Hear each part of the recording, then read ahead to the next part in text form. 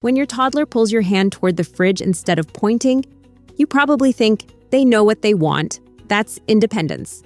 But what you might not realize is that this tiny moment, this single gesture you see multiple times every day, can be one of the earliest signals that communication pathways in your child's brain aren't connecting the way they should.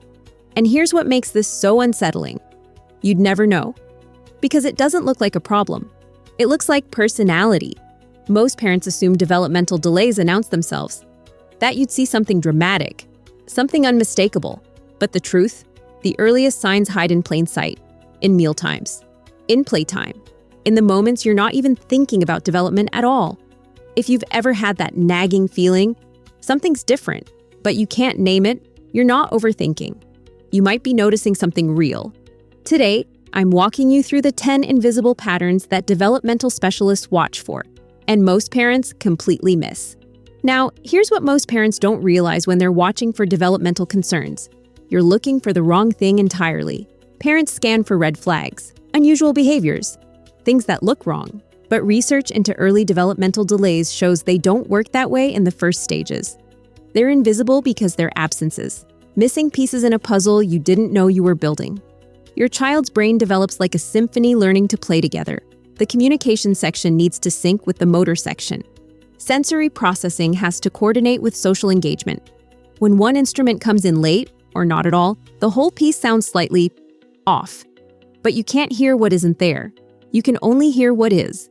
That's why I'm about to show you something different. Not what your child does that concerns you, but what they're not doing yet that should be there by now. These aren't personality traits. They're developmental gaps. And once you know where to look, you'll see them everywhere. Sign 1. Lack of pointing or gesturing. Here's something you'd never think to track. Does your child point? Not grab, not reach, point, with intention. Because pointing seems too simple to matter. But neurologically, it's extraordinary. Your 14-month-old has to understand that you exist as a separate mind, that you can see what they see, that your attention can be directed. This is called joint attention, and it's the foundation of every conversation they'll ever have. Watch this scenario. You're making lunch. Your toddler wants the crackers on the counter. Do they point and look at you, or do they cry until you figure it out? Do they grab your hand and use it like a tool, like you're an extension of their body rather than a person who can help? That difference? It's everything. Try this today. Put 2 appealing snacks just out of reach. Wait, don't offer, just observe. A typically developing 15-month-old will point, make eye contact, maybe vocalize. They're recruiting your help. If your child consistently bypasses pointing, even after 15 or 16 months, that's your first invisible sign. Sign 2, limited eye gaze to share attention. Your child makes eye contact. They look at you when you call their name, so eye contact isn't the issue, right? Not exactly. There's a specific type of eye contact most parents never think about. It's called referential looking, and it's what separates true communication from just being in the same room. Think about this. You and your partner are watching TV. Something shocking happens. You immediately look at each other. Not because you need to, you both saw it, but because humans are wired to share experiences. That microglance says, "Are you seeing this?" Babies start doing this around 9 to 10 months. They look at a toy, then at you, then back at the toy. That triangle is their first conversation. Without it, language development stalls, because every word they learn is anchored in shared focus. Here's what it looks like when it's missing. You're reading together. Your child is engaged, turning pages, looking at pictures, but they never glance up at your face, not to check your reaction, not to share excitement. They're with the book, but not with you. Tonight, try this. Hold a favorite toy near your face. Watch their eyes. Do they look at the toy, then your eyes to share the experience, then back? Or do they fixate on the toy and never involve you in the moment? If that triangle is missing, especially after 12 months, you're seeing sign number 2. Sign 3, overly quiet or independent play. This one often gets celebrated. She plays by herself for 45 minutes. He's so focused, never needs me. And yes, independent play is healthy. It's important, but there's a version of it that looks like a gift when it's actually a gap. A common pattern developmental specialists note: a child who can stack blocks for half an hour straight, focused, engaged, clearly bright, but never once looks up to share what they've made. No glance of pride, no checking whether you're watching, not once in 30 minutes. That's not deep focus. That's a missing social bridge. So here's the question. When your child plays alone, do they ever check in with you? A quick look, a smile, bringing you something to see. Join their play tomorrow. Not to direct it, just sit nearby. Do they incorporate you, hand you a block, show you their creation, or do they continue as if you're not there?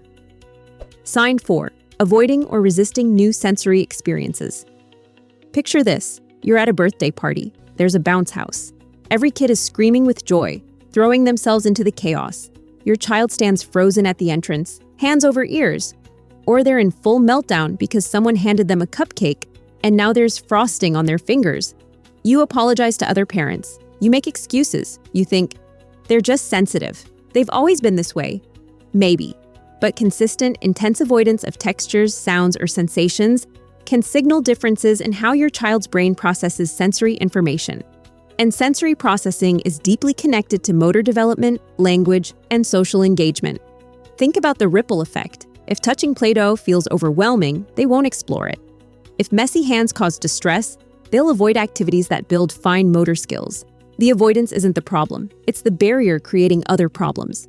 Watch for patterns this week. Offer 2 different textures during play, something smooth and something rough. Do they explore both? Avoid one entirely? React with distress? One preference is personality. A pattern of avoidance is data. Sign 5. Limited imitation of sounds or movements. When you clap, does your child clap back? When you wave bye-bye, do they mirror it? When you make a silly face, do they try to copy it? Imitation isn't just adorable. It's how the brain builds its entire social operating system. Mirror neurons fire when your child watches you do something, preparing their brain to do the same thing. It's how they learn language, gestures, social rules, empathy. By 12 months, most children are imitating simple actions. By 18 months, they're copying sounds, words, expressions constantly. When imitation is limited, it's not stubbornness. It's a signal that those mirror neuron networks might need support. This week, try 3 things. Clap in front of them. Wave with exaggerated movement. Make an obvious surprised face. Watch what happens. Do they mirror spontaneously? After a delay? Not at all. Sign 6. Difficulty transitioning between activities. She just doesn't like change. He's stubborn. Always has been. I hear this from parents constantly. And I understand. It feels like personality. It feels like willfulness. But here's what's actually happening in the brain. Executive function and cognitive flexibility are still under construction. The ability to shift mental gears, to let go of one thing and move to another, requires neural pathways that are actively developing. When transitions trigger meltdowns every single time, bath to pajamas, playtime to dinner, screen off to anything else, that's not defiance. That's a developing brain struggling with flexibility. Now, you might be thinking, but every toddler hates transitions. And you're right, to a degree. The difference is intensity and consistency. Typical toddlers protest. They recover within minutes, maybe with some redirection. But when flexibility is genuinely challenging, the emotional response is more intense. Longer crying, harder to soothe, sometimes taking 15 to 20 minutes or more to fully recover. Here's what to observe. Give a 2-minute warning before the next transition. Then a 1-minute warning. Does the warning help at all? Or does the meltdown happen regardless of preparation? If warnings consistently make no difference, that's the pattern to note. Sign 7. Unusual play patterns. This sign often looks like something to brag about. He lines up his cars perfectly, so organized. She sorts everything by color. She's going to be an engineer. And maybe she is. But here's what I need you to understand about play development. Typical play evolves. It moves from exploring objects to using them functionally to using them symbolically. The block becomes a phone. The car drives to grandma's house. The stuffed animal gets sick and needs medicine. Symbolic play is how children practice real life safely. It's where language explodes, where empathy develops, where creativity takes root. When play stays repetitive, lining up, sorting, spinning wheels instead of driving cars, the brain may be seeking predictability in a way that signals delayed symbolic development. Not wrong, not bad, but worth noticing. Try this. During play, offer a story prompt. Oh no, the car is stuck in mud. What should we do? Do they engage with the pretend scenario, build on it, or do they look confused and return to lining up? Sign 8. Inconsistent response to their name. They hear me when they want to. This is one of the most common assumptions parents make. And yes, toddlers are selectively attentive. That's normal, but here's the distinction. Typically, developing children respond to their name consistently, even if they don't always comply with what comes next. There's a difference between hearing your name and ignoring the request versus not registering your name at all. Inconsistent name response, especially during calm, neutral moments, can signal differences in auditory processing or social engagement. Do this over the next few days. When your child is calmly playing with something moderately interesting, not their absolute favorite thing, stand behind them. Say their name once. Normal volume. Do they turn? Acknowledge you at all? Try it 5 times across different days. If they respond maybe once or twice out of 5, and it's not during high-focus moments, that's the pattern I'm talking about. But one critical note here, before you worry about brain development, get their hearing checked. Fluid in the ears can make a child hear underwater, which mimics this sign perfectly. Rule that out first. Sign 9. Delayed physical milestones paired with social differences. Most parents track physical milestones carefully, rolling, crawling, walking. First steps get celebrated, filmed, shared. But here's the connection most people miss. Motor development and communication development share the same neural pathways. They're wired into the same parts of the brain. When a child is late to walk and limited in gestures, that combination matters more than either sign alone, late coordination, and slow social engagement. Delayed fine motor skills and reduced eye contact. Alone, each might be nothing. Together, they're a pattern. Watch your child during activities that require both movement and interaction. Chasing games, dancing together, rolling a ball back and forth. How do the physical and social pieces fit together? Is one significantly lagging behind the other? Or are they developing in sync? Sign 10. Relying on you to interpret needs without trying themselves. This might be the most invisible sign of all. Because it's hidden inside your competence as a parent, you've learned to read your child perfectly. You know what every grunt means. You anticipate needs before they're expressed. You've become fluent in a language that doesn't require them to communicate clearly. That's not failure. That's love adapting. But here's the flip side. When a child consistently uses your body as a tool, pulling your hand toward what they want without any other attempt at communication, specialists call this hand leading. It suggests that expressive strategies haven't developed the way they should. Not pointing, not vocalizing, not looking at you then at the object. Just pulling. Try this. When you know exactly what they want, pause. Create a small gap before giving it. Do they attempt anything? A sound, a gesture, a look at your face? Or do they simply wait for you to do what you always do? That gap is where communication should emerge. If it doesn't, even after several seconds, take note. Now, if you recognized your child in 3, 4, even 7 of these signs, I need you to hear this. You haven't failed. Your child isn't broken. And noticing these patterns, that's not catastrophizing.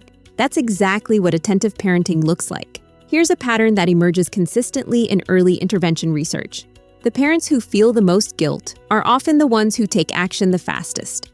They beat themselves up for missing signs that developmental specialists know are designed to be invisible. But you didn't miss them. You just didn't know they existed. Now you do. So here's what happens next. And I want to be specific. First, document patterns over the next 2 weeks. Not isolated moments. Patterns. Context matters. Does this happen every time or only when they're tired?